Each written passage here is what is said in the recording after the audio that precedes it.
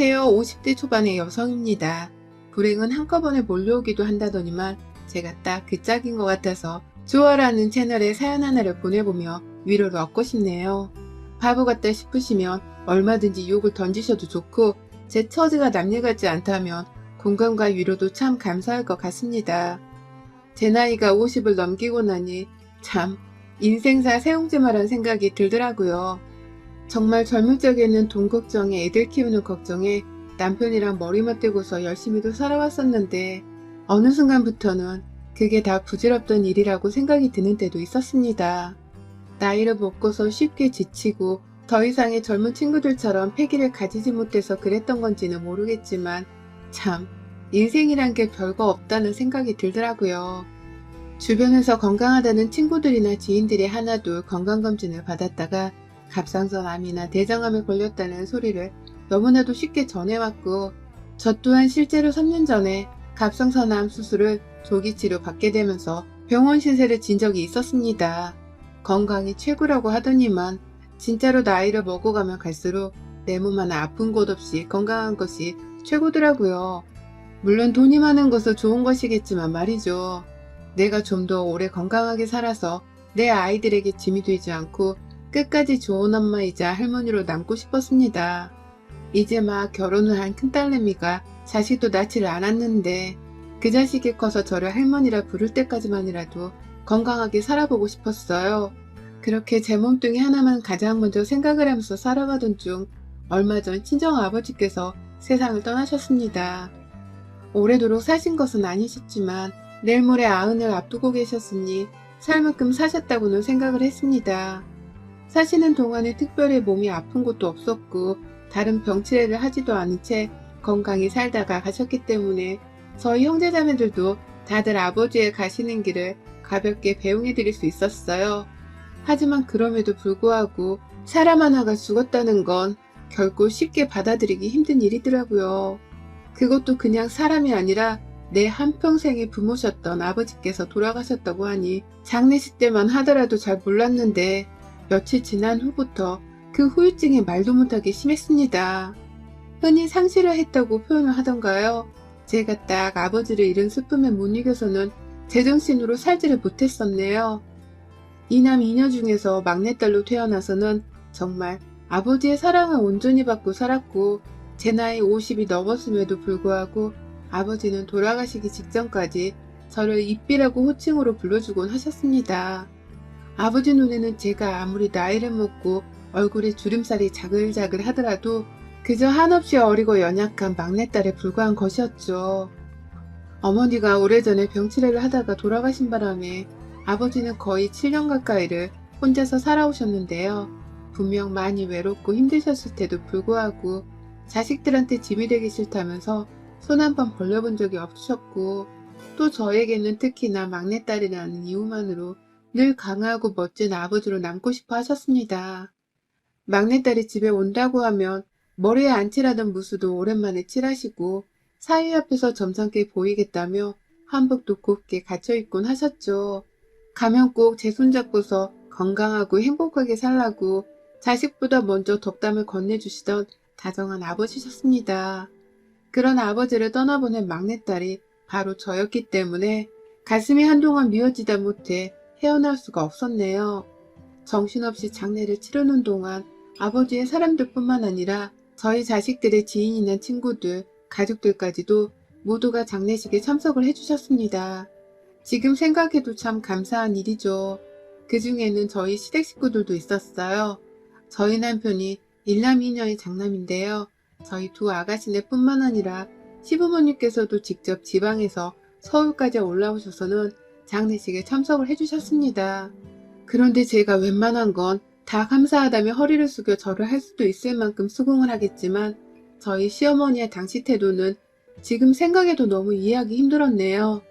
당시 제가 장례 문제로 정신이 없었기 때문에 시부모님께서 어떻게 저희 아버지 부고 소식을 듣고서 찾아오셨는지에 대해서는 잘 알지를 못했습니다. 그런데 나중에 저희 언니를 통해서 전해 들으니 남편이 시부모님을 모시러 지방까지 내려왔다가 서울에 왔다 하더라고요. 시부모님을 모시고서 주차장에서 내리길래 당연히 KTX역이나 버스 정류장으로 마중 나가서 데려온 줄 알고선 오시느라 힘드셨죠? 라면서 인사를 건넸더니만 시어머니가 아들이 집까지 데리러 와서 편히 왔어요. 라고 하고서는 장례식장으로 돌아가셨다고 하더라고요. 어쩐지 남편이 갑자기 하루 반나절 사라져서 어딜 갔나 했더니만 시댁이 있는 강원도로 당일치기를 해서 다녀왔던 것이었습니다. 곰곰이 생각을 하고 그냥 넘겨보려 하다가 혹시나 싶은 마음에 남편한테 물어봤어요. 그냥 시부모님한테 찾아오라고 하면 되는 걸 왜 굳이 당신이 차를 끌고 거기까지 가서 데리고 온 거야? 무슨 일이라도 있었어? 라고 말이죠. 그러자 남편은 처음에 별 대답을 하기 싫다는 듯이 쭈뼛거리더라고요. 평소에도 말을 시원스레 하는 성격은 못 되어서 제가 많이 답답해하는 편이었는데 머리라도 한 대 맞은 것 마냥 눈도 못 마주치길래 진짜로 이상하다 싶었어요. 의심을 안 하다가 남편의 태도에 더 의심을 사게 된 상황이었고 꼬치꼬치 캐묻는 제 말에 남편이 말하더라고요. 하도 안 오려고 하셨어. 내가 할 수 없이. 나도 이런 우리 부모님이 너무 힘들어. 그러니까 잔소리할 거면 나중에 해. 나도 요 며칠 진짜 잠을 못 잤어. 라고 말이죠. 정말 충격적인 말이었습니다. 큰며느리이자 유일한 집안의 며느리인 제 아버지가 돌아가신 건데 어떻게 그 장례식에 오기 싫다는 말을 하실 수가 있냐고요. 그것 때문에 남편은 억지로 시부모님을 모시고서 참석을 시키려고 저 몰래 시댁까지 그 먼 길을 찾아가서는 시부모님을 데려온 것이었더라고요.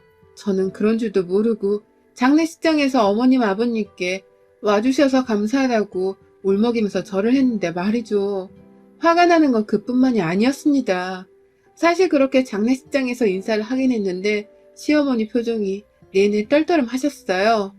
저희 아버지 영정사진 앞에서 인사도 하는 둥 마는 둥 하고 급기야 저를 지나치면서 살아생전 잘 보지도 않고 살았는데 라면서 다리가 아프다고 하소연을 하며 구석진 자리에 자리를 잡고 잠시 앉으셨는데 그 소리를 저한테 하신 건가 싶어서 한참을 고민했습니다.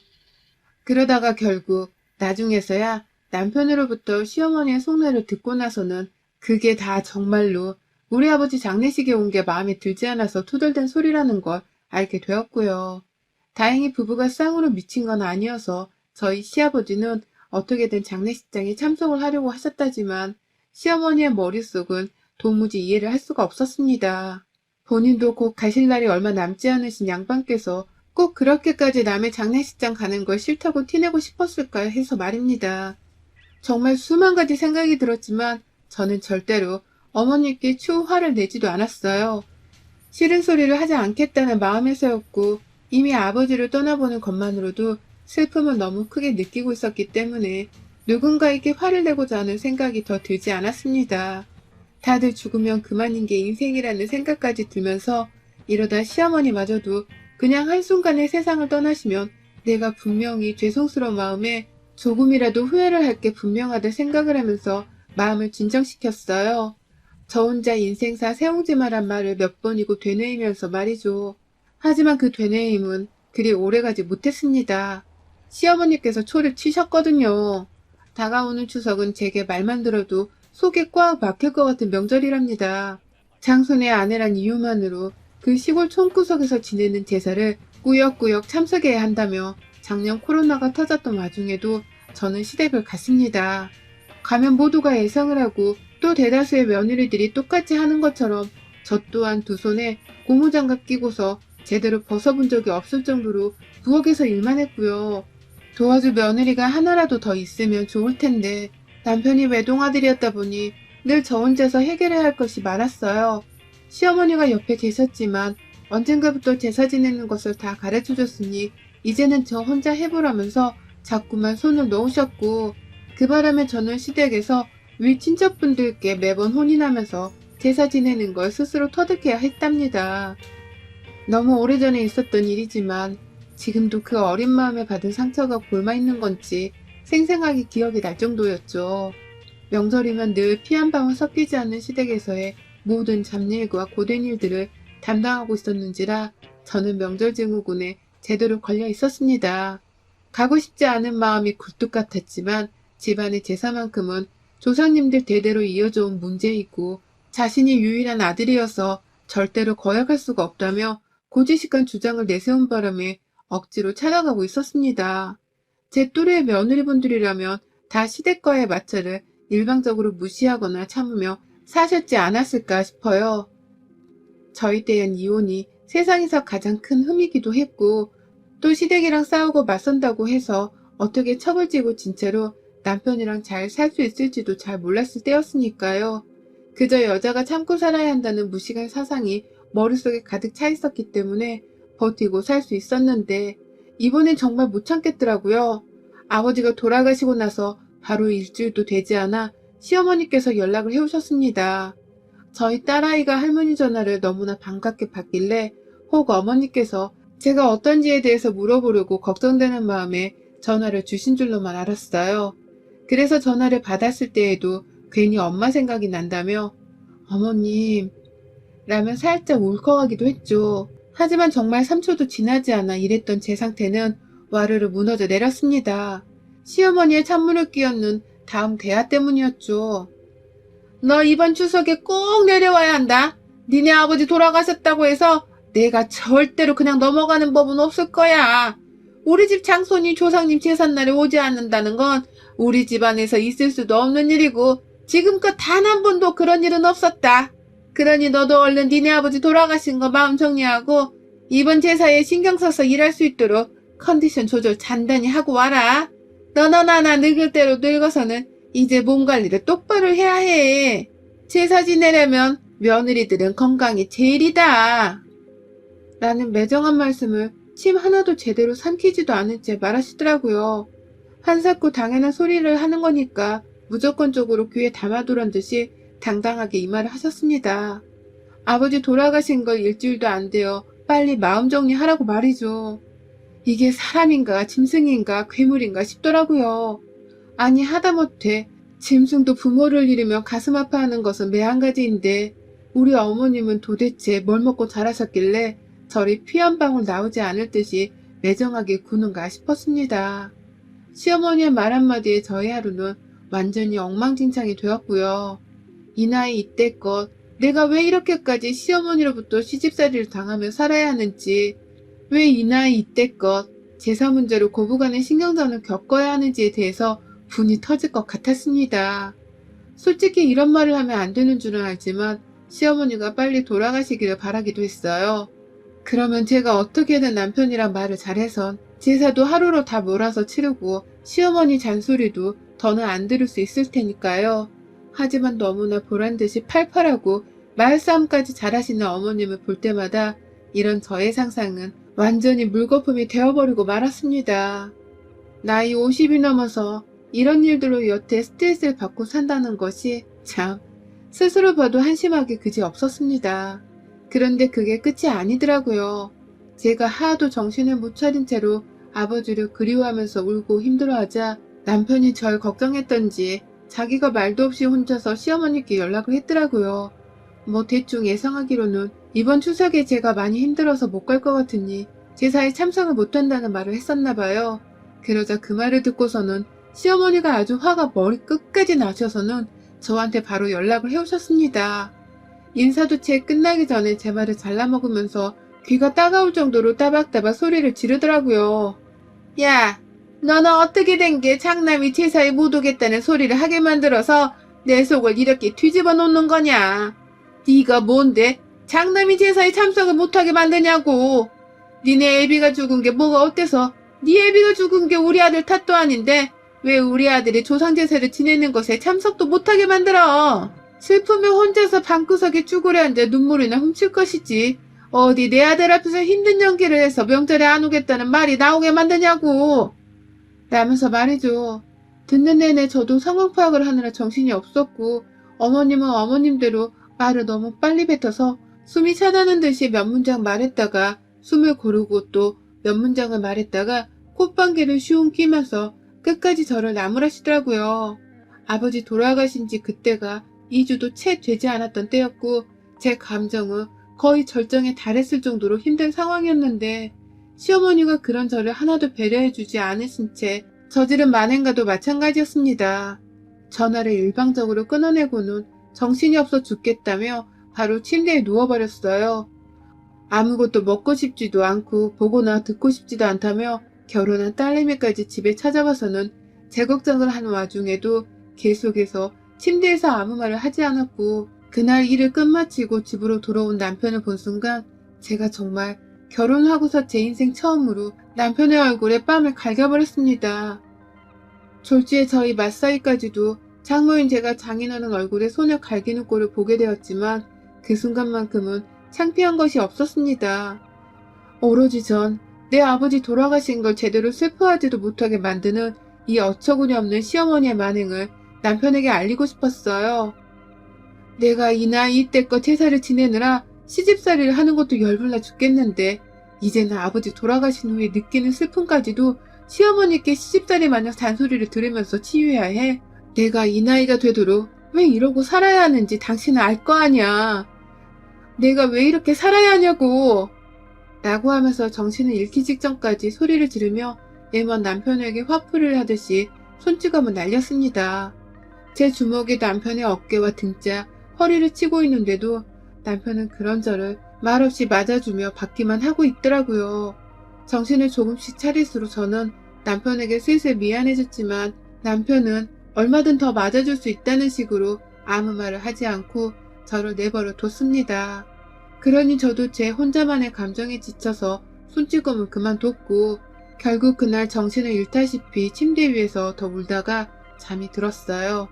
그리고 다음날 첫째 딸내미는 이미 집으로 간 건지 없었고 남편은 출근을 했는지 마찬가지로 없었어요. 둘째도 직장인이라 아침이면 늘 새벽부터 나가는 바람에 집은 저 혼자로 텅 비어져 있곤 했죠. 해는 중천에 뜬 늦은 오전이었고 머리는 너무 지끈거리는데 밥은 먹기 싫고, 그런데 또 뭘 먹어야 힘이 난다며 그 와중에 냉장고는 열어볼 기운이 있더라고요. 딸내미가 잘라놓고 간 건지 수박 반쪽이 플라스틱 통 안에 들어가 있었고 한쪽에는 수박 반쪽이 랩에 쌓여져 있었는데요. 가족들이 잘라진 수박을 쉽게 먹으라고 저는 반쪽짜리 랩에 쌓여져 있던 수박을 꺼내 들었어요. 혼자 어떻게든 퍼먹어 보자면서 숟가락 하나 챙겨선 한숨을 쉬며 식탁 의자에 앉는데 참 타이밍도 기가 막히더라고요. 밖에 시어머니가 오신 겁니다. 문 열어!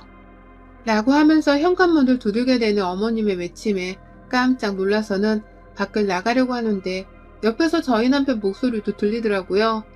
세상에, 어머님이 저 하나 직접 얼굴 보고서 욕을 해줘야겠다면서 본인 스스로 KTX를 타고서는 서울까지 찾아오신 겁니다. 그걸 남편한테 전화를 걸어서는 집까지 바래다 주라고 무작정 역으로 불러낸 바람에 남편도 허겁지겁 출근했다가 역으로 가서는 어머님을 모시고 집에 온 것이었어요. 남편은 미안해서 어쩔 줄 몰라 했지만 그와 동시에 나름 자신감도 차 있는 듯 했습니다. 아무래도 차 안에서 시어머니께 며느리한테 함부로 하지 말라는 잔소리 같은 걸 한바탕 한 모양이었어요. 그래서 어머님이 분명 제 앞에서 말을 조심할 것이라고 생각을 한 듯 했죠. 그러나 모두의 예상과는 달리 시어머니의 입본새는 정말이지 변하지가 않더라고요. 처음엔 남편의 눈치를 살살 보면서 제게 바로 할 말을 못하고 계시던 어머님은 제가 수박 반통짜리를 꺼내서는 숟가락으로 퍼먹으려고 한 현장을 보고 난 후에야 참나 아이고 라면서 허공에다가 웃음소리를 발사하며 저를 비꼬더라고요. 네, 이럴 줄 알았다. 아버지 돌아가셔서 슬프고 어쩌고 하는 게 다 거짓말인 걸 알았다고. 애비가 죽었는데 수박 반통을 통으로 끄집어내서 처먹고 있는 거 봐라. 그 와중에 집 먹고 살 건 챙기며 살아야 한다고 배를 채우려 한 건가 보지. 정작 슬픈 사람들은 입에 죽도 못 넘겨 이거사. 넌 슬픈 게 아니라 그냥 잠시 엄살을 피우는 거라고.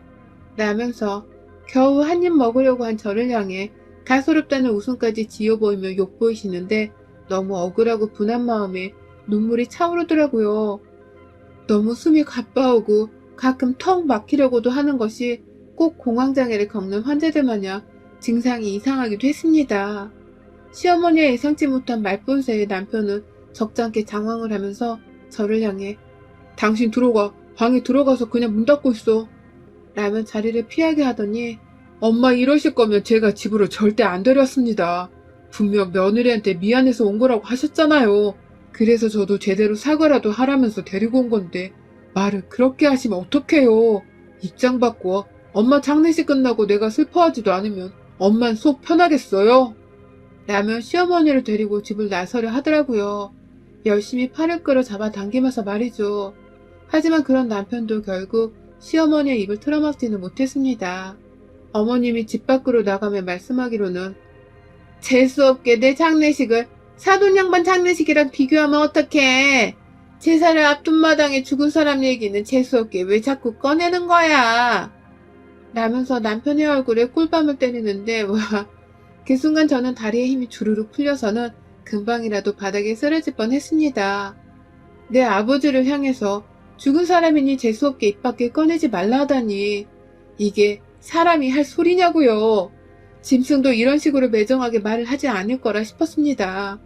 나도 자식 있는 엄연한 부모인데 누가 감히 내 딸한테 그런 소리를 한다면 속이 뒤집히다 못해 상대의 심장을 갈길갈길 찢어버릴지도 모를 일이었습니다. 그런데 딸이 둘이나 있는 시모는 그런 소리를 아무렇지 않게 하고도 속이 참 편해 보였습니다. 저도 참다 안 되겠다며 그만하세요 라는 말을 수도 없이 했고 그러다가 결국 수박이나 처먹던 애가 어디서 애도 아는 척은 너 이번 추석에 농땡이 피우가 안 오기만 해봐. 내가 아주 동네 친척 어르신들한테 다 얘기하고 다닐 거야. 며느리 버릇 단단히 고쳐야 한다고. 라면서 입에도 대지 못한 수박을 가지고 난리를 피우는 어머님의 말을 끝으로 저는 앞에 놓여진 수박 반쪽짜리를 들고서는 시어머니를 향해 던져버렸습니다. 입 다물라고 주댕이 쪽으로 던진 건데 시어머니도 그걸 비명을 지른 채로 얼굴에 정통으로 맞았어요. 수박이 반 잘려서는 시뻘건 과육이 드러난 그 부분으로 말입니다. 정말 한 1초도 안 돼서 으! 하는 외마디와 함께 얼굴에 맞은 수박으로부터 뒷걸음친다고 내뺀 어머님은 결국 자기 스스로 더 놀래서는 바닥에 떨어진 수박을 한참 보면서 말을 잇지 못하셨어요. 며느리가 하다하다 수박을 얼굴로 향해 던져버릴 줄은 감히 상상을 못하셨던 것이죠.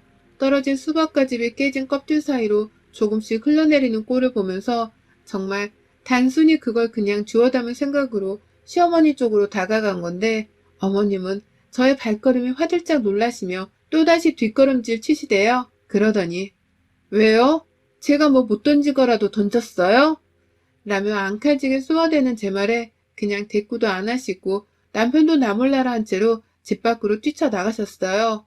기차 타고 서울에 막 오셔서는 우리 집에 제대로 신발 벗고 엉덩이를 붙여보지도 못한 채로 며느리 손에 던져진 수박에 얻어맞고는 주랭랑을 친 것이었습니다. 그날 저는 절대로 추석에 내려가지 않겠다는 말을 남편에게 확실하게 전달했고 남편은 전과 달리 아무 저항을 하지 않은 채 제 마음대로 하라면서 내버려 뒀어요.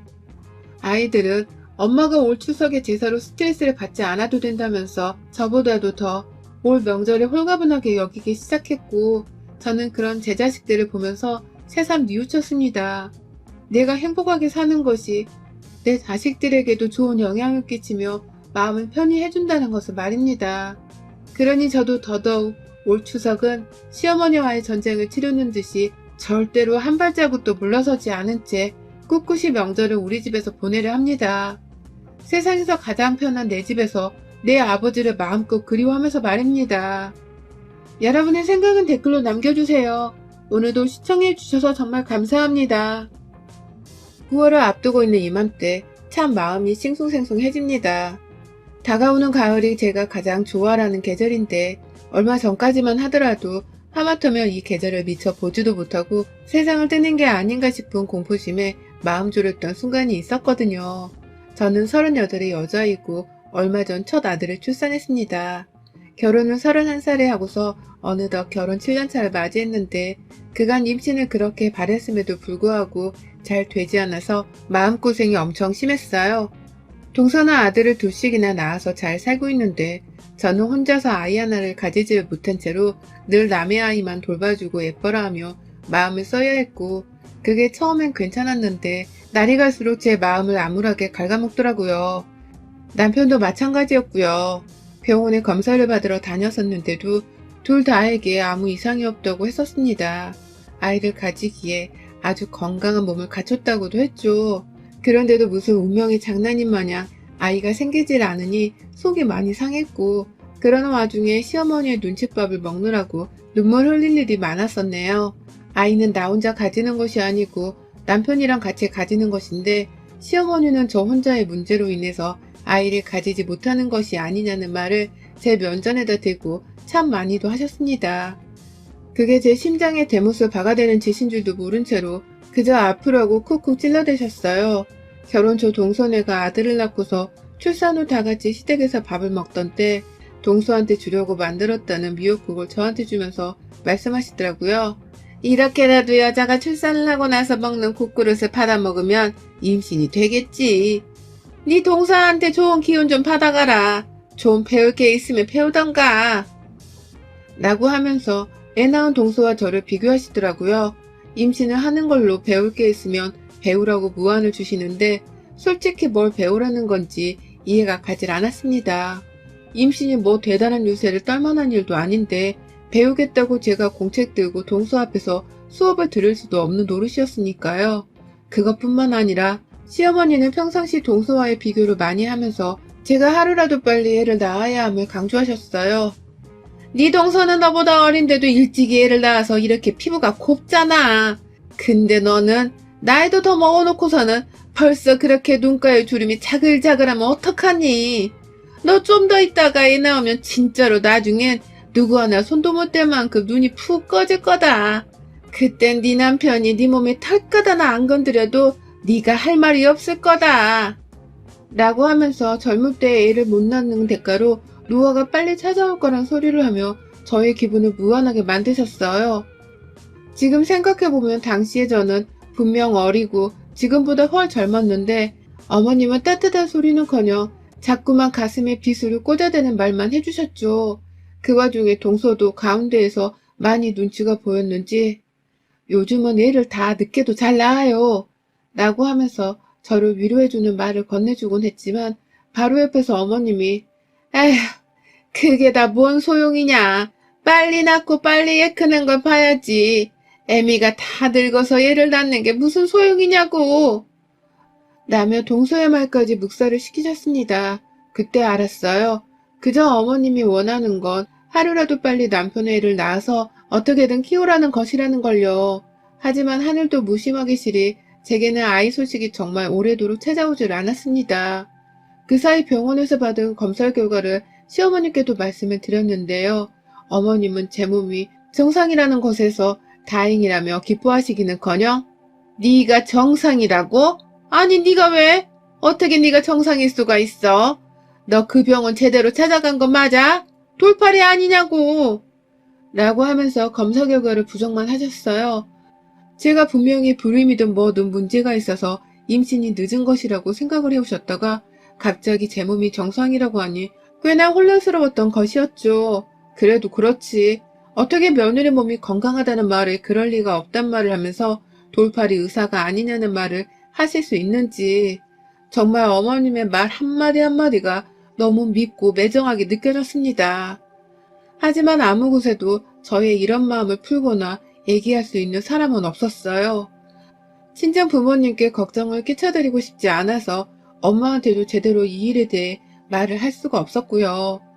그래서 그냥 우리 부부는 딩크족 같은 걸 하면서 살아보고 싶어서 아이를 아직 미루고 있다는 식으로만 말을 하면서 깊은 대화를 나누려 하지 않았죠. 그 사이 남편은 제가 유일하게 믿고 의지를 하면서 함께 아이를 가져보고자 노력을 해오던 가장 가까운 제 동반자였는데요. 언젠가부터 시어머니가 저를 달갑지 않게 생각을 하자 남편도 덩달아 제게 무심해지기 시작하더라고요. 처음엔 정말 임신을 하려고 노력도 많이 하고 시어머니가 쓴소리를 하셨을 때 바로 반박을 해주지는 못했지만, 집에 와서 저를 달래며 아이만 가진다면 다 잘 될 거라는 말을 하며 위로를 해주곤 했습니다. 그래서 저도 어떻게든 이 결혼 생활을 버티며 살 수 있었던 것이었어요. 그런데 재작년쯤부터 남편이 조금씩 달라지기 시작했어요. 딱 임신을 하기 2년 전쯤부터였는데요. 시어머니가 임신을 가지고서 또 시댁에서 저를 타박하시려고 하면 남편이 그 말을 거들기 시작했습니다. 알겠지? 세게 들어. 라고 하면서 말이죠. 원래 혼내는 시어머니보다 말리는 시누이가 더 밉다고 하잖아요. 제 남편이 딱 그 속담에 시누이짓을 하기 시작한 겁니다. 당시 저는 멀쩡한 몸뚱이를 놔두고서 단지 임신을 해야 한다는 이유만으로 시험관 시술도 받고 있었는데요.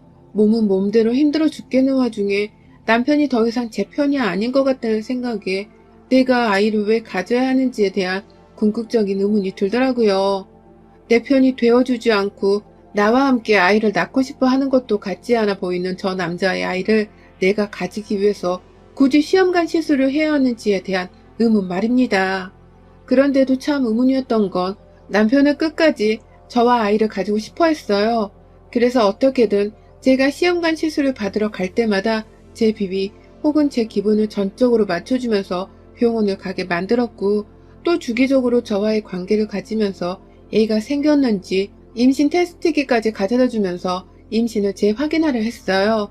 그쯤 되면 제가 먼저 애를 안 가지겠다고 당당히 나섰어야 했는데, 저도 너무 아이가 가지고 싶고 또 아이에 대한 욕심이 있었는지라 어떻게든 임신을 하는 데에 사활을 걸었습니다. 그러면 시어머니와 남편과의 관계도 조금은 더 개선이 되지 않을까 하는 생각을 하기도 했고요. 제가 미움을 받는 게 다 아이 하나 때문이라 생각하면서 임신을 하려고 했고, 결국 저는 노력 끝에 작년에 자연임신이 되었습니다.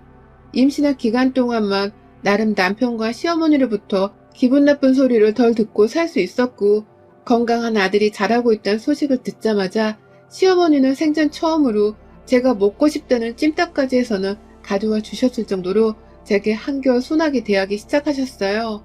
이전에 공격적이었던 태도는 온데간데 없고 말이죠. 그러니 남편도 저와 시어머니를 지켜보면서 조금은 더 자상하게 저를 대해줬고요. 임신을 했다고 해서 제가 대단한 유세를 떤 건 절대로 아니었지만, 남편도 자기 나름대로 제 신경을 건드리지 않으려 하는 걸 저는 분명히 느낄 수 있었습니다. 조금 달라진 남편의 태도에서 말입니다. 그리고 얼마 전 저는 아들을 하나 낳았어요. 하지만 아이를 낳기 전 저는 정말 딱 죽고 싶다는 생각 말고는 아무것도 들지가 않았어요. 제가 출산 날짜를 조금 남겨둔 상황에서 조기 진통이 온 바람에 병원에 먼저 실려가게 되었습니다. 남편은 회사에 있었고 저는 최근에 휴직을 한 바람에 집에 있다가 갑자기 찾아온 진통에 식은땀을 뻘뻘 흘려가면서 겨우 119에 전화를 해서 다니던 산부인과에 실려갔던 것이었어요. 대충 들어보니 자궁이 벌써 파열되기 시작했다고 하고, 이러다 더 큰 쇼크 상태에 빠질 수 있다면서 당장 제왕절개를 하자고 가족들을 부르라고 하더라고요. 이미 병원 측에서 제 남편의 연락처를 알고 있었기 때문에 남편이 회사에서 병원으로 오고 있다는 소식도 들었고요. 딱 그렇게 소식을 듣고서는 계속 병실에 간호사들 확인을 받으며 누워있었어요. 몸은 아파 죽겠고 아이를 살리려면 응급으로 제왕절개를 하라고 하는데 저는 뭐가 뭔지 모르겠어서 미치겠더라고요. 몸은 아파오는데 이러다가 내 몸과 아이가 다 잘못되지는 않을까 하는 생각이 들어서 말입니다. 그런데요, 분명 수술을 해야 한다고 선생님이 말씀하셨고, 그와 동시에 남편도 병원으로 오고 있다는 소식을 한참 전에 들었기 때문에 바로 수술이 곧 진행이 될 줄 알았습니다. 그런 줄 알고서 내내 남편을 기다렸어요. 더 정확히는 빨리 수술을 할 수 있기만을 기다렸습니다. 그래야 제가 느끼는 통증도, 그리고 제 뱃속에서 어찌 될지 모르는 아이도 건강하기라도 볼 수 있을 테니까요. 그런데 아무리 기다려도, 정말 한참을 기다려도 제 수술이 진행되지를 않더라고요. 병실 밖에서 다들 바쁜 건지 저를 보러 오는 선생님들은 안 계시고, 얼핏 듣기로는 남편의 목소리가 맞는 것 같은데 밖에서 병실 안으로 들어와 저를 볼 생각도 안 하고 뭐가 뭔지 모르겠어서 정말 한참을 짓지 않은 사이 저는 정신을 잃었고, 잠시 감았다 눈을 떠보니 저는 이미 아이를 낳은 후였습니다. 옆에서는 친정엄마가 내내 제 손을 잡고 계셨고, 남편은 어디로 간 건지 주변에 보이지도 않더라고요. 눈 뜨자마자 뭔가 헐렁해진 제 배를 어찌 만져보다가 엄마한테 남편의 행방을 물으니 엄마는 계속해서 네 몸부터 신경 써 라고 하면서 남편을 더 찾지 못하게 하셨습니다. 그리고 저는 제가 긴급으로 전신마취를 해서는 제왕절개를 잘 끝마쳤다는 소리를 들었고, 그래서 최소 8시간 동안만이라도 소량의 식사만 해야 한다는 소견을 받고선 병원 밥을 끄적이며 먹었어요. 힘을 차려야 아이도 보고 빨리 쾌차를 해서 병실을 나갈 수 있을 테니까요. 그렇게 밥까지 먹고서도 1시간 정도가 더 지나서야 남편이 병실 안에 들어와 저를 살펴보더라고요. 어디 갔었냐는 말에 아무 말을 못하곤 그냥 괜찮아? 몸은 어때? 라면서 옆에 계신 저희 엄마 눈치를 아주 살살 보면서 제 상태를 확인하더라고요. 누가 봐도 저희 엄마가 무서워서 찍소리도 못하고 있는 사람 마냥 말이죠. 하지만 저는 전신마취를 한 후유증으로 인해서인지 몸에 무리가 많이 가서는 몸 상태가 많이 안 좋았고, 그래서 남편의 기분이나 상태를 더 신경 쓸 수가 없었습니다. 일주일 정도 계속해서 입원을 했었고, 퇴원을 하면서는 친정 부모님과 친정 오빠의 도움을 받아서는 함께 저희 집으로 갔어요. 계속해서 제 옆에 붙어 계시려고 하는 친정 가족들이 조금 이상하기도 했고, 모습조차 드러내지를 않는 시어머님의 태도마저도 이상했어요. 그렇게 애를 기다리셨던 분이셨는데 병원에 찾아오지도 않고 계시니 의아할 수밖에요. 그와 동시에 남편에게 너무 적대적으로 대하는 엄마의 태도도 분명 이상했습니다. 남편이 저를 조금이라도 부축을 하려고 하면 옆에서 남편을 째려보고 급기야 걱정이 되긴 해? 응? 이 상태를 보니 이제야 좀 심각성을 알겠어? 라며 확 표정이 변해서는 쏘아대는 엄마의 태도가 정말로 의아했지만 일단은 내버려 뒀어요. 제가 수술을 받기 직전에 밖에서 병실 안으로 들어오질 않고 있던 남편의 목소리가 생각이 나면서 뭔가 저희 부모님 앞에서 잘못을 한 게 아닌가 싶은 직감이 들었거든요. 그리고 전 그날 집에 돌아오자마자 벌어진 싸움으로 인해서 모든 사실을 전해 듣게 되었어요. 전 정말 꿈에도 몰랐습니다. 남편과 시어머니가 저의 제왕절개를 극구 반대하셨다는 사실을 말이죠. 너무 아픈 나머지 충격에 기절을 했고 제 상태가 너무 응급이었는지라 바로 제왕절개 수술이 들어갔었던 모양이더라고요. 하지만 저는 정신을 잃었던 나머지 수술이 시작되던 그 과정을 모조리 다 기억하지 못했고, 그래서 깨어나고 나서도 뭐가 어떻게 된 건지에 대해서 전혀 알 수가 없었습니다. 그래서 누구를 탓하거나 물어볼 새도 없이 제 아이와 제 몸 걱정하느로만 정신이 없었어요. 그런데 집에 들어오자마자 친정엄마가 저를 침대에 눕히고는 밖에서 우셨나 보더라고요. 무사히 저를 집까지 데려온 것에 대해서 다행이라고 하면서 말입니다. 그걸 왜 그래 엄마? 라고 소리를 꽥 질러버리는 친정오빠의 목소리를 듣고서는 알게 되었고, 그래서 저도 다시 몸을 일으켜서는 밖으로 나가봤어요. 엄마가 왜 우나 싶어서요. 그런데 그 순간 오빠가 엄마를 달래다 말고 저 자식 내가 진짜 조금만 더 일찍 병원에 왔었음 벌써 반 죽여놨어 라며 남편을 향해 갑자기 달려들었어요. 그 바람에 아버지는 남편에게 달려드는 오빠를 막겠다고 중간에서 막아섰고, 남편은 남편대로 찌질한 새끼 마냥 저희 오빠로부터 도망치겠다며 뒷걸음질을 치고 있었고요. 엄마는 그 꼴을 다 보면서 아휴 속 터져. 저런 자식이 새끼를 낳겠다고 수술까지 받고 속 터져. 확 얘만 아니었음 내가 당장 내 딸을 데려갔다고 라면서 마치 저를 이혼이라도 시키고 싶다는 듯이 흐느끼는데 이게 진짜 다 무슨 일인가 싶더라고요. 그러다 방 밖으로 나와 있는 저를 남편이 가장 먼저 발견했고, 남편은 제게 도와달라는 듯이 여보 라고 하면서 엄마 따라 코를 훌쩍이면서 흐느적거렸습니다. 그런 남편에게 가려고 하는 저를 향해서 오빠가 야, 저 새끼가 너 반은 죽일 뻔한 거 알고 달리는 거야? 너 자궁 파열된다고 빨리 제왕절개를 해야 한다고 하는데 니네 시모랑 네 남편이란 자식들이 병원 앞에서 절대로 제왕절개는 안 된다면서 너를 그냥 수술도 안 시키고 방치하려고 한 바람에 너 진짜 까타가면 큰일 날 뻔했어. 다행히 병원에서 우리한테 연락해줘서 다행이었지. 우리마저 없었음 너 지금쯤 그냥 죽었어 이 자식아. 네가 달랠 건 저 자식이 아니라 엄마야 알아? 라면서 말을 해주더라고요. 자신도 너무 놀랐었는지 가슴을 안도시키며 제게 말을 하다가 감정이 북받쳐서 울먹이는데 저 진짜 그때 남편에게 받았던 배신감은 이루 말할 수가 없었습니다. 이제 보니 제가 수술을 해야 하는지 말아야 하는지 빨리 결정을 해야 하는 그 결정적인 순간에 놓였던 때에 시어머니와 남편은 밖에서 죽어도 제왕절개로 얘를 낳게 하지는 않을 거라면서 무조건적으로 수술을 반대하고 있었더라고요. 그 이유도 무려 얘가 덜 똑똑하게 자랄 것이 분명하다는 이유였었습니다. 그걸 다행히 병원 측에서 저희 친정 식구들에게라도 연락을 해서는 의사가 의무적으로 위험한 산모 수술을 해야 한다고 통보를 해줬고, 저를 임산부가 아닌 응급환자로 치부하고 바로 수술을 해주셔서 천만다행히 제가 살아서 애를 낳을 수 있었고요. 들어보니 의사가 수술을 하지 않으면 이게 형사처벌 대상이 될 수도 있다면서 병원 측에서도 나름 슬기롭게 해결을 해주신 듯 했어요. 그 바람에 이 소식을 전해드리면서 병원으로 달려오고 있던 저희 가족들은 도착을 하자마자 시어머니와 남편한테 불같이 화를 냈고, 실제 병원에서 시어머니는 저희 엄마 손에 멱살이 잡혀서는 몇 대 등짝이랑 팔뚝을 얻어맞으셨나 보더라고요.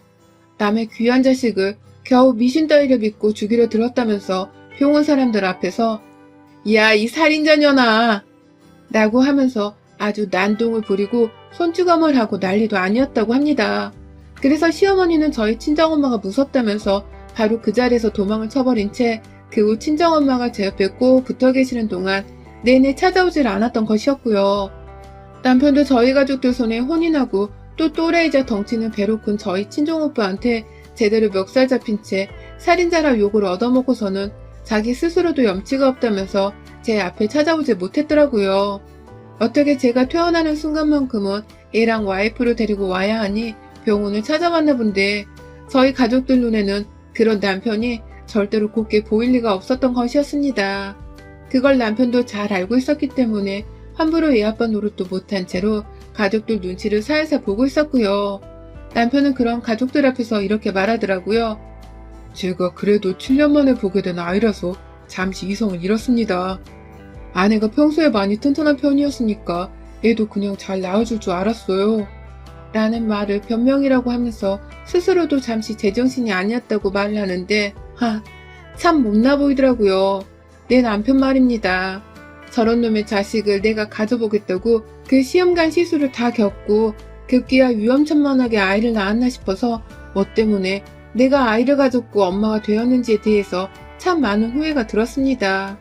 그런 마음으로 아이를 보자니 미안하고 안쓰러워도 죽겠었고요. 다행히 아이는 살짝 조산이었음에도 불구하고 건강하게 태어났기 때문에 저와 함께 병원에서 일주일 정도를 보내다가 같이 집에 온 상황이었는데, 그냥 엄마로서 제 아이에게 다 미안한 감정이 들었습니다. 이런 감정부터 가지기에 미안하다는 생각이 머릿속에서 떠나지 않았어요.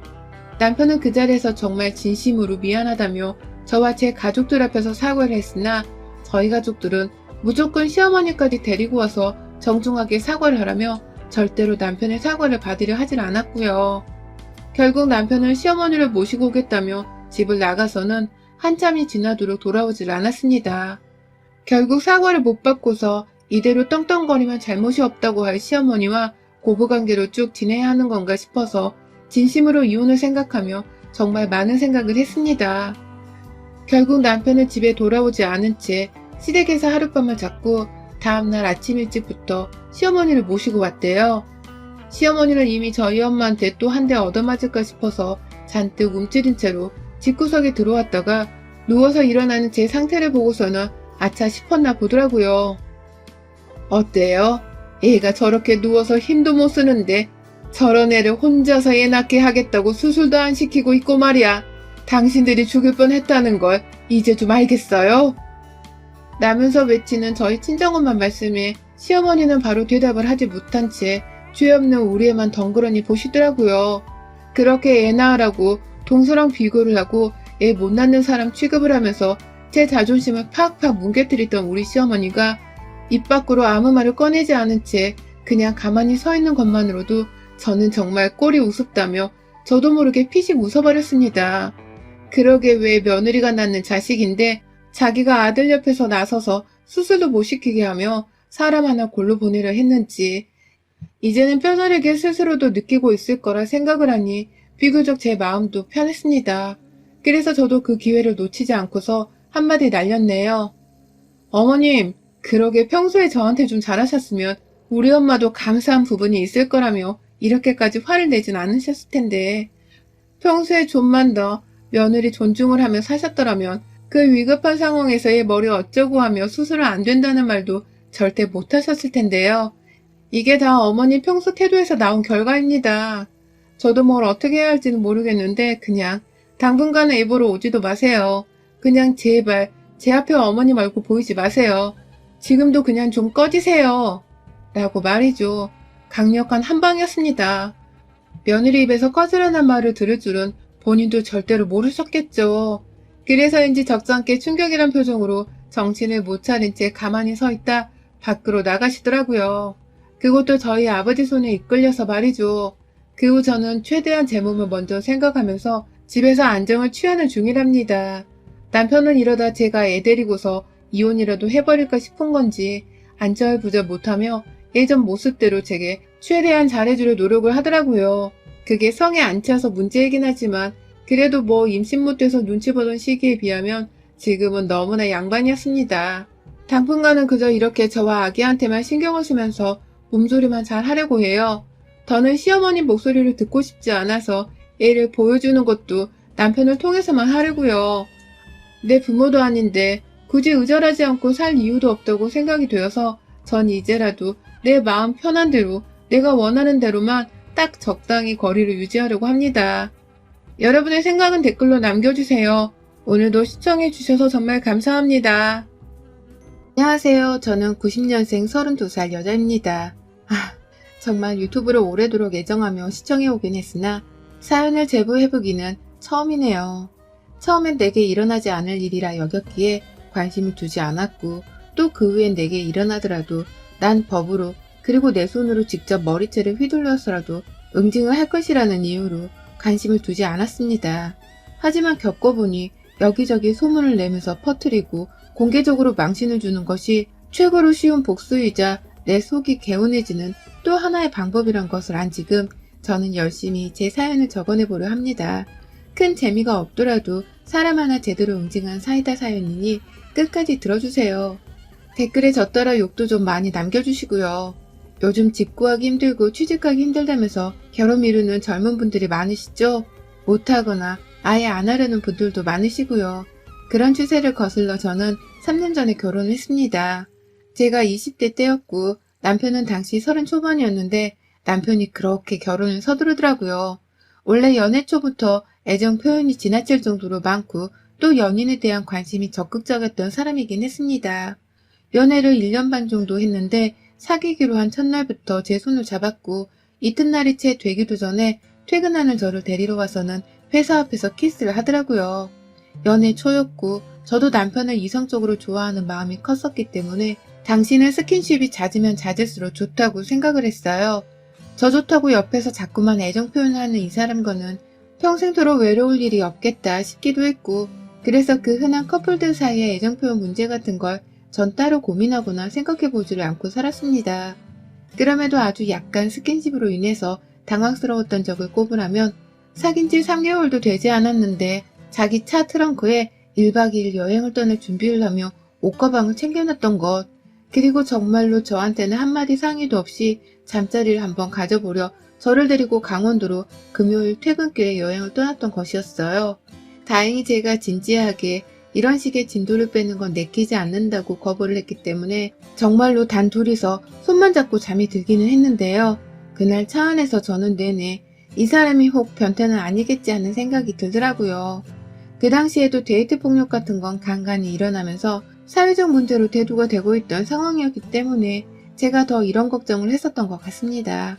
하지만 그래도 제가 싫다는 말에 제 손에 털끝 하나를 건들지를 않고 또 그 후로는 1박 2일 여행 같은 건 입 밖으로도 꺼내지를 않길래 걱정을 더 하지는 않았어요. 오히려 제 말을 잘 들어주는 게 착해 보였고 오히려 그 후엔 제가 남편을 더 믿음직스러워하며 좋아라 했던 것 같습니다. 결혼 후 결혼을 하면서도 남편하고는 애정전선에 아무 이상이 없었습니다. 저를 좋다고 밤마다 가만 놔두질 않는 남편이랑 나름 신혼도 정말 짜릿하게 잘 보냈고 제가 생각해도 저희 두 사람은 서로를 많이 사랑하고 아낀다 싶었어요. 양가 부모님이 다 지방에 살고 계셨기 때문에 명절 말고는 주변 어른들을 뵐 일도 없었고 그래서 온전히 저희 두 사람의 관계에 집중을 하며 살 수 있었습니다. 시집살이 문제로 결혼 생활을 힘들어할 일도 없었을 만큼 시부모님이 잘해주셨고 남편도 저랑 같이 맞벌이로 돈을 벌어오면서 약간의 야근이 잦은 것 말고는 집안일도 잘 도와주고 저하고의 스킨십을 꾸준하게 이어가며 하고 있었기 때문에 전적으로 남편을 믿어왔어요. 다른 꿍꿍이가 있었을 것이라고는 감히 단 한 번도 생각을 해보지 못하고 살았어요. 그러다 모든 불행이 갑자기 찾아왔어요. 해 쨍쨍한 날의 갑작스런 우박마냥 제 인생을 아주 송두리째 바꿔놓은 사건이었죠. 회사에서 보통처럼 일을 하고 있었고 하루 종일 왜인지 일도 잘 풀리고 상사한테서 칭찬도 받았고 기분이 너무 좋다며 부서 직원들한테 제 돈으로 커피 한 잔씩을 돌린 날이었습니다. 운수가 참 좋은 날이었는데요. 퇴근길 회사를 나와 지하철역으로 들어가다 말고 한 통의 전화를 받았어요. 제 이름을 부르며 당신이 맞냐고 묻더라고요. 그쪽이 이은호 씨 맞으세요? 전 그쪽 남편의 여자친구입니다. 라면서 아주 당당하게 끝맺음을 맺으며 말을 걸어온 상대의 말에 정말 어이가 없었습니다. 내 남편이면 남편인 건데 본인을 여자친구라고 설명을 하는 건 도대체 무슨 경우인가 싶더라고요. 뭐라고요? 장난 전화하지 마세요. 라면서 대수롭지 않아 하며 전화를 끊으려 했고 그 순간까지도 저와 남편을 둘 다 잘 아는 주변 친구가 장난 전화를 친 것이 분명하다고 생각을 했어요. 혹 술자리 게임 같은 것을 하면서 나를 속여야 하는 상황인 건가 싶어서 저는 끝까지 그 장난에 넘어가지 않겠다면서 일부러 더욱 확고히 내 남편을 믿는 듯 대답을 했죠.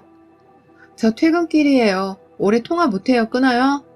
라면서 수화기를 제멋대로 끊어버리려 하는 그때 상대방 여자가 본인의 이름까지 밝히면서 자기소개를 하더니 급기야 정말 충격적인 말을 내뱉더라고요.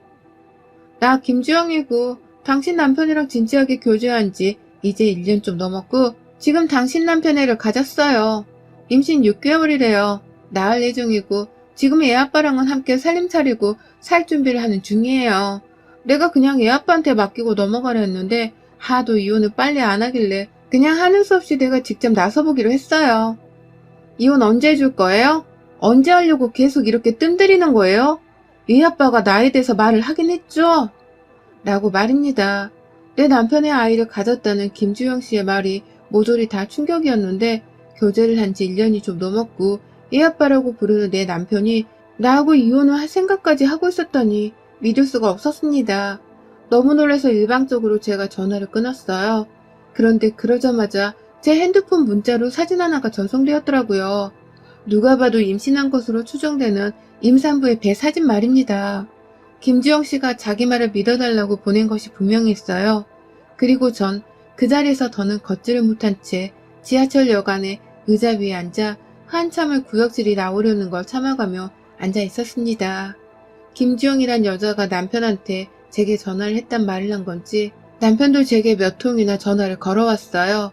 문자로는 어디냐고 나랑 얘기를 좀 하자면서 자꾸만 제 답장을 기다리지 못한 채 똥 마려운 강아지 마냥 문자를 보내오더라고요.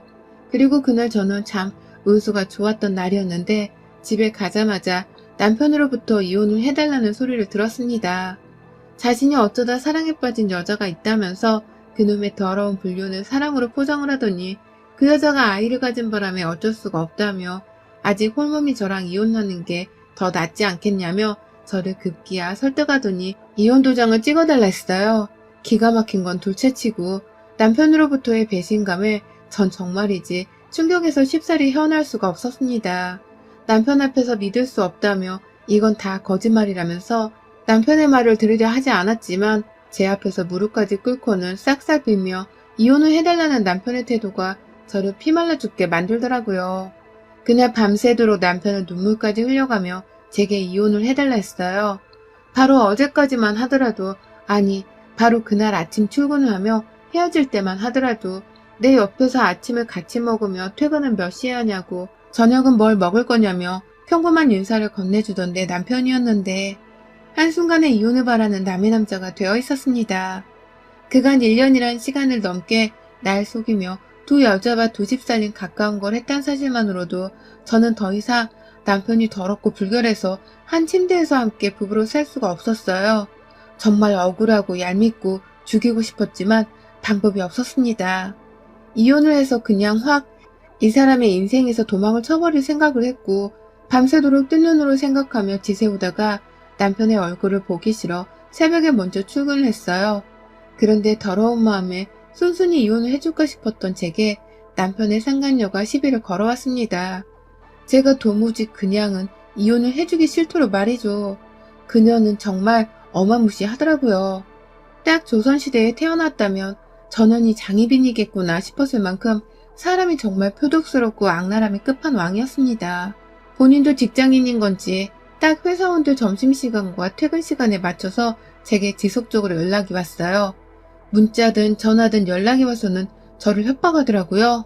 내가 이혼해달라고 말했잖아요. 왜 빨리 답을 안 하는 거예요? 내 애가 그냥 이렇게 크면 당신이 두 다리 뻗고 잘 살 수 있을 것 같아? 이런 내 자식을 못 보낸 부모님도 결국 더 찾고 조활하시게 될 거야. 그러니 여기저기 팽당해서 후회하기 전에 깔끔하게 이혼하고 헤어져. 라는 말을 밥 먹다 말고 저는 전화로 들어야 했고, 또 한 번은 당신은 애도 못 낳잖아. 그래서 지금껏 결혼하고 애 소식이 없었던 거잖아. 근데 난 아니야. 이렇게 바로 오빠 아이를 가졌잖아. 라면서 급기야 제가 아이를 가지지 않고 있었던 것에 대해서 불임 환자를 대하듯이 무리한 말을 쏟아내더라고요. 다른 건 웬만하면 참을 수 있었는데 그 부분에서 저도 꼭지가 돌았습니다. 불륜이라는 더러운 짓을 저지른 년의 입에서 나를 비하하고 무시하는 말이 튀어나오니 저도 자존심이 너무 상해버렸거든요. 얼굴 한번 본 적 없는 저를 향해 던지는 그 상간녀의 말이 너무 심하기도 했고요. 저는 하나부터 열까지 상간녀의 모든 문자와 전화를 녹음했습니다. 어찌나 독정이던지 제게 자신이 불러오는 배 사진을 적나라하게 보내주기도 했고, 제 남편은 그 사이 또 상간녀를 만나러 간 건지 남편이 함께 아이용품 매장에서 구경하고 있는 것까지 상간녀가 사진으로 찍어 제게 전송했더라고요. 저야 뭐 집안에서 남편을 본체만 채하면서 상간녀의 도발을 어찌해줄까 싶어 끝까지 이혼 도장을 찍어주지 않고 버티며 살고 있었고요. 그러다 저한테 아이를 못 가진 애 만에 하는 소리와 함께 친정 부모님이 딸내미가 이따위로 살면 좋아라 하겠다며 비꼬우는 말까지 듣고 나니 저도 정말 열불이 나서는 더 참지를 못했습니다. 이혼해달라고 이 개 삐리리년아 라며 아주 못나게 그리고 바득바득 우겨대는 상간녀의 독한 목소리 부분을 시작으로 상간녀가 제게 짓거린 말들을 따로 녹음 파일로 만들어서는 남편에게 보냈어요. 내가 이걸 니네 회사에 퍼뜨릴까? 아니면 상간녀를 만나서 한마디 조용히 타이르고 합의를 할까? 라면서 문자를 했더니만 그 등신 같은 놈이 생각도 안 하고서는 내가 잘 타이를게 미안해 여보 라고 답장을 하더니만 상간녀한테 보내려고 했던 야 와이프 지금 겁나 열받음 계획대로 되는 중 라는 문자까지도 저한테 실수로 보냈더라고요. 이것들이 쌍으로 나를 앞에서 농락을 하고 있었던 겁니다. 저 진짜 얌전하게 해결하려 했는데 쌍으로 꼴값을 떠는 상간녀와 남편 때문에 너무 열이 받아서 바로 상간녀 고소를 했습니다. 심부름 센터를 따로 찾아가서는 상간녀의 연락처를 가지고서 사는 주소랑 직장까지 알아냈고 그 직장으로 고소장을 보내버렸습니다. 남편과의 이혼은 절대 해주지 않고서 오로지 상간녀 소송만을 걸기로 한 것이었어요. 당연히 상간녀는 회사에서 상간녀 소송을 받곤 뒤집어졌는지 제게 또 육두문자를 섞어가면서 전화를 해왔는데 저는 그걸 또 다 녹음을 했고요. 이젠 나도 그냥 연락을 받기만 하면서 무슨 죄인 마냥 당하고 살지 않을 거라며 그날 바로 상간녀의 집으로 쳐들어갔어요. USB 하나에다가 딸내미가 엄연한 조광지처를 욕보이면서 임신 어쩌고 남의 친정 부모님이 어쩌고 하며 저를 비난하는 욕설을 남발하는 걸 죄다 담아서는 그 부모한테 던져주며 깽판을 피웠습니다. 딸내미 가정교육을 어떻게 시켰길래 유부남의 자식을 임신해놓고서 나한테 이런 욕설을 담아내며 협박을 합니까? 도대체 부모가 뭘 가르치며 키웠길래 딸년이 젖다구로 컸냐고요. 임신? 그래서 이혼해달라고? 누구 마음대로 어디 나와서 네 마음대로 키워봐라. 조강지쳐 있는 아버지 밑에서 천년 자식이라고 마음껏 키워보라고. 라면서 남의 집에 쳐들어가 명예훼손 하다못해 형사처벌을 당한다 하더라도 상관없었습니다. 상간녀도 제게 똑같이 욕설을 남발하며 이혼해달라 협박을 해왔었기 때문에 눈에는 눈, 이에는 이였습니다. 천만다행했던 것이 상간녀의 부모는 상식적이더라고요.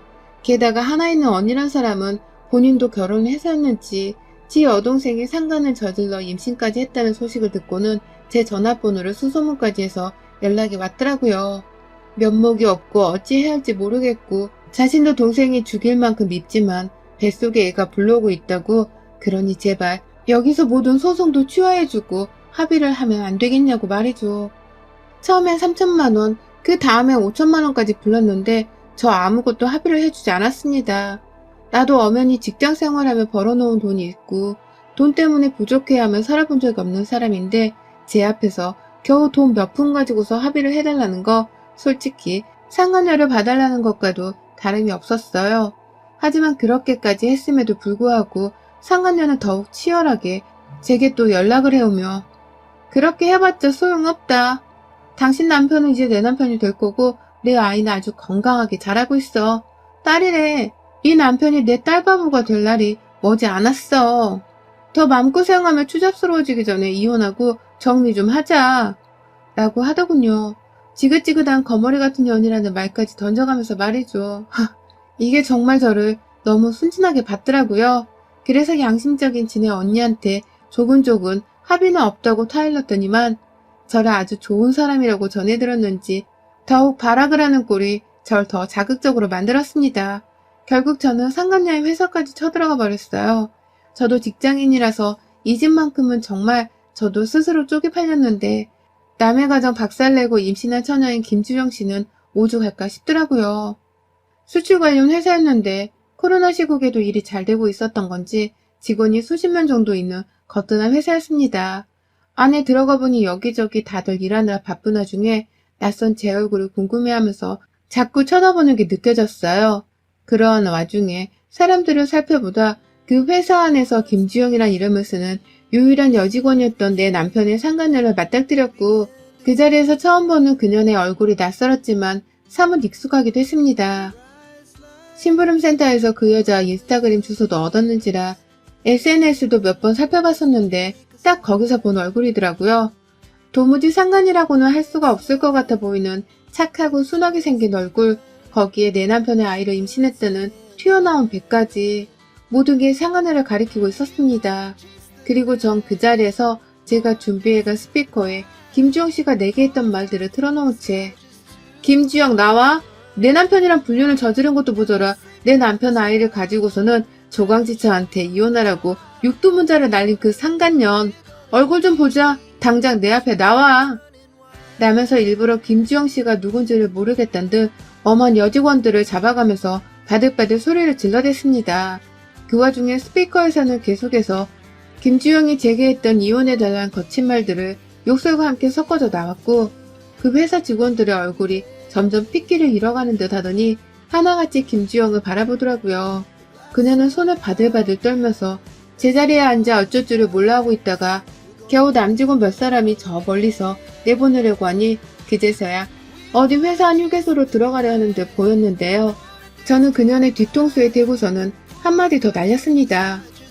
네가 사람이면 남의 남편이랑 불륜을 저지르고서 얘를 가졌을 때 미안하다고 사과를 했어야 하는 거야. 네가 그따위로 내게 이혼해달라 협박을 했으면 안 되는 거였다고. 너 아주 나한테 잘 걸렸다. 내가 니년 어디 얼마나 애 낳고 잘 사는지 평생 두고 볼 거야. 네 애가 유치원 입학하고 초등학교 입학하고 중학교, 고등학교, 대학 입학할 때에도 매번 찾아가서 니년이 상간을 저지르고서 낳은 자식이라는 걸 네 자식한테 알려줄게. 그게 네가 저지른 짓에 대한 업보인 줄 알아. 알겠니? 라며 회사원들 앞에서 그녀를 뭉개줘 버렸습니다. 솔직히 그러고도 화가 다 풀리진 않았지만 도망치듯이 휴게소에 들어가려는 상간녀의 표정이 아른거려 속이 시원하긴 하더라고요. 진짜로 그 여자가 아이를 낳고 또 결혼식을 하거나 할 때마다 내가 작정을 하고 스피커랑 상간녀가 보낸 사진 혹은 문자까지 죄다 출력을 해서는 증거물로 들고 쳐들어가야겠다고 생각을 했네요. 그날 집에 가는 길에 상간녀는 또다시 제게 연락을 해와서는 가만히 안 둘 거라며 내 남편이랑 결혼해서 사는 모습을 보고만 있지 않을 거라면서 저주를 퍼붓더라고요. 얘를 꾹 낳아서 저를 낙동강 오리알로 만들 거다 어쩌다 하면서 말이죠. 그런데 그 독하던 전화를 끝으로 한동안 연락이 없던 상간녀가 일주일이 넘어서야 연락이 왔어요. 지가 유산을 했다고 말이죠. 이게 다 너 때문이야. 내가 너 때문에 유산을 했다고. 내 아이 죽인 살인마야. 내 아이 돌려내. 당장 돌려내. 라면서 이성을 잃은 채 화를 내면서 소리를 치는 상간녀의 말에 저는 순간 이러면 안 되는데 환호를 질러버리고 말았습니다. 유산을 했다고? 아, 유산했냐? 너 유산했냐? 라면서 몇 번이고 상간녀로부터 아이를 확인하는 지독한 말을 내뱉었습니다. 내 남편이랑 바람나서 이혼해달라고 괴롭히던 상간녀가 했던 짓을 생각한다면 저는 이러한 말들은 아주 약과에 불과하다고 생각을 했어요.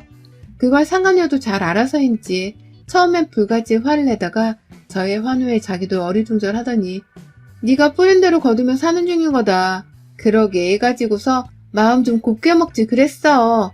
애 엄마 주둥에서 튀어나오는 말들이 죄다 저주뿐이니 하늘에서 하나님이 내 편 들어주겠다고 얘를 데려갔네. 아주 잘됐다. 유산을 축하해.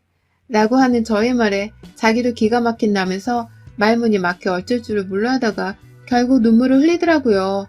지 애기 돌려달라고 힘이 빠진 채로 말을 하다가 결국 제 수화기를 붙잡고서는 가만 안 두겠다며 한참을 흐느적거리기만 했어요. 그런 상간녀에게 저는 어떻게든 내 핑계를 대면서 얘를 되찾고 싶으면 마음대로 해봐. 네가 날 고소해도 좋고 내 남편을 끝까지 붙들고 살려해도 좋으니 하고 싶은 대로 해봐. 지금 법적 남편의 와이프는 나고 넌 상간녀야. 나도 너 지구 끝까지 쫓아다니면서 니년이 저지른 부도덕한 짓거리들을 다 낱낱이 떠버리고 다닐 거야. 다음은 니네 부모 직장일 수도 있고 네가 내 남편이랑 치를 결혼식장일 수도 있어. 어디 마음대로 해봐. 나도 마음대로 할 테니까. 라면서 신나는 경고를 날리고서야 전화를 끊어버렸습니다. 상간녀는 그 후로도 제게 여러 차례 문자를 보내왔고 뭐 대충 지 아이를 잃게 한 게 다 저 때문이라면서 제가 준 스트레스 때문에 자기가 마음고생이 심했다고 하더라고요. 그러면서 회사에 찾아봤던 것 그리고 자기 집에 쳐들어왔던 것까지 다 싸잡아서 명예훼손의 주거침입죄까지 거들먹거리며 고소를 하겠다고 하길래 저는 난 상간녀 소송 이라는 문자만 달랑 보내면서 제 방식으로 상간녀 문자를 씹었습니다. 상간녀는 계속해서 답장을 해오며 언뜻 보니 욕은 날리는 중이었지만 저는 한결같이 난 상간녀 소송 이라고 약을 올렸고 급기야 저에게 일을 못 가졌던 소리를 했던 게 생각이 나서 유선 어떡해 라며 약을 올렸네요. 그날 남편은 집 불륜녀로부터 얘를 잃었다는 소리를 들은 건지 내내 남남처럼 집안에서 말도 안 섞고 살고 있다가 갑자기 제 앞에 와서 무릎을 꿇대요. 자기야 잘못했어. 내가 뭔 짓을 한 건지도 모르겠는데 나 이제부터라도 진짜 정신 똑바로 차리고 살게. 라고 하면서 말해줘. 이제 보니 이 자식도 상간녀한테 애 문제로 발목이 잡혀서 어쩔 수 없이 저랑 이혼을 해야겠다며 상간녀 장단에 따라 이혼 얘기를 꺼내고 있었나 보더라고요. 지도 불륜이 얼마나 추잡스러운 짓인 줄은 알고 있었던 것이었죠.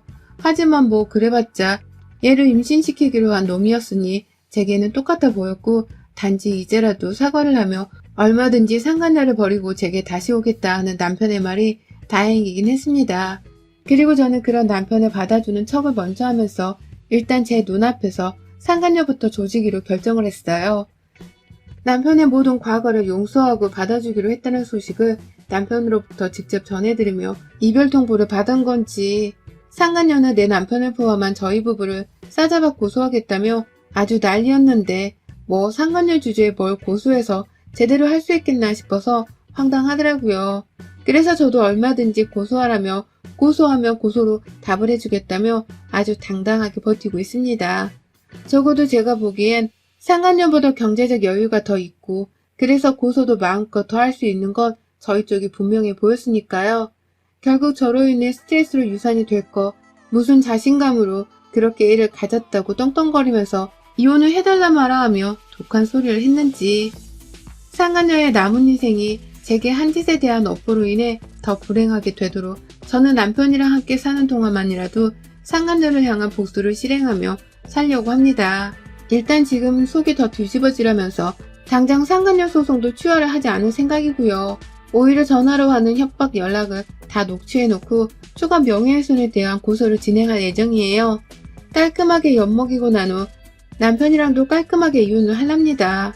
바람으로 인한 정신적 피해 보상을 들먹이며 말입니다. 바람핀 것들이 제정신에 멀쩡한 채로 사는 꼴을 저는 절대 두고 볼 수가 없거든요. 여러분의 생각은 댓글